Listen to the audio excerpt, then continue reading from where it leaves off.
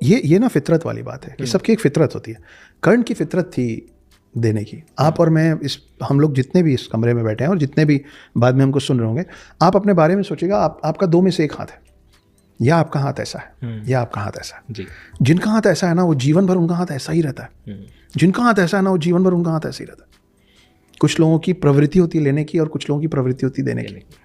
जब इसका तालमेल बिगड़ता है ना, तब परिवार के अंदर कलेश होता है। जी। सोचिएगा इस विषय में। यूजुअली बर्बाद हो जाता है, क्योंकि वो अमीरी और रईसी का फ़र्क है कि अमीरी ना दिखती है। कल कोई गरीब होगा, आज जब अमीर हो जाएगा ना, तो वो उसकी हरकतों में आपको दिख जाएगा गरीबपन। लेकिन जो रईस होगा ना, उसके पास कुछ नहीं होगा ना, वो एक घड़ी पहना रहेगा और आप बोल देना बहुत अच्छी घड़ी, वो उतार के दे देगा। सही बात है। ये फ़र्क होता है अमीरी और रईसी का। कर्ण रईस थे क्योंकि थे तो पांडवों के भाई ना। बिल्कुल। आया तो आदमी राजा के परिवार से था। त्रिशूल कभी शिव जी ने किसी को दिया नहीं। सुदर्शन चक्र विष्णु जी ने कभी किसी को दिया नहीं जी। वो यहाँ नहीं है। हाँ। लेकिन बाकी सारी जो चीज़ें हैं वो यही हैं। इसीलिए बोला जाता है कि आपका अच्छा बुरा सब यहीं रहेगा। हम लोग अध्यात्म के तौर पर स्पिरिचुअलिटी में इतने वीक हो गए हैं कि उन अस्त्रों शस्त्रों को जगाने की क्षमता हमारे अंदर नहीं बची। We can not invoke it anymore. है यही, वो मंत्रों में। ब्रह्मास्त्र भी यही है। बिल्कुल है, ब्रह्मास्त्र भी यही है। ब्रह्मास्त्र वैसा नहीं दिखता है जैसा फिल्मों में दिखाया गया जी।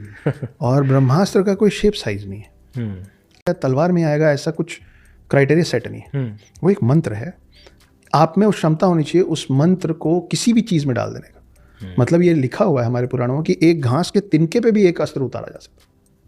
पर वो तीरों में हमेशा इसलिए दिखाया गया है क्योंकि जब युद्ध होता है तो आप दो लोग एक दूसरे से दूरी बना के लड़ते हैं, तो इसलिए तीर में सबसे ज़्यादा ये सब अस्त्र शस्त्र दिखाए गए। नहीं तो बिना किसी को जाने पैर मत छूइए।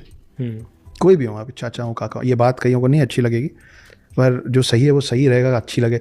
अगर 100 लोग गलत चीज़ साथ में चीखेंगे तो वो सही नहीं हो जाएगी, और एक आदमी सही बात बोलेगा अकेले तो वो गलत नहीं। पैर छूना सिर्फ एक कल्चर का हिस्सा नहीं है। जब आप पैर छूते हैं तो आपके फिंगर टिप्स किसी इंसान के शरीर के आखिरी हिस्से को छूते हैं। वो हिस्सा डायरेक्टली ग्राउंड से जुड़ा रहता था पहले, जब लोग नंगे पैर चलते थे जी के अंदर। क्योंकि आप जिस व्यक्ति का पैर छू रहे हो उसका आचरण कैसा है, उसका कैरेक्टर कैसा है। आप अपने फिंगर टिप्स की अलग एनर्जी होती है, फीट की एक अलग एनर्जी होती है। उसके पैर की जगह आपने सर को दे रहे हो, आपको पता ही नहीं है उसका आचरण कैसा है। तो ये जो घरों में सिखा दिया गया है, ठीक है, हमारे भी माता पिता को उनके माता पिता ने सिखा दिया। हम बस्तर में कृष्ण जी का मंदिर है, छोटे में गया था जब हम हॉस्टल में थे, आई थिंक 8th या 9th में था मैं। तो वहाँ पे ना रात को 7-8 बजे उसकी किवाड़ कहते हैं वो लोग, दरवाज़ा, डोर, उसको बंद कर देते हैं और वो खुलता है अगले दिन सवेरे। और रात में ना उसके अंदर भगवान जी के लिए बेड लगता है और बेड बिल्कुल प्लेन ऐसे अच्छे से करके रखा रहता है। और सुबह जब मंदिर खुलता है ना तो वो पूरा छिन्न भिन्न रहता है। तो माना जाता है कि वहाँ कृष्ण भगवान आते हैं और रात्रि आराम करते हैं। तो एक फॉरेनर था और वो वहाँ बैठा देखा हूँ मैं अपनी आंखों से। यही सब है ना, जब आप ये सब देखते हो ना तो आपका विश्वास, आपका भरोसा बढ़ता चला जाता है। कैसे करता था, तो वहाँ जो गाइड वाइड लोग थे वो बोले कि सालों से यहाँ बैठा है, इसको जब बताया गया था सालों पहले कि ऐसा हो कि मेरे को देखना है क्या होता है, तो ये देखा तो ये बहुत डर गया। किस बात से डरा?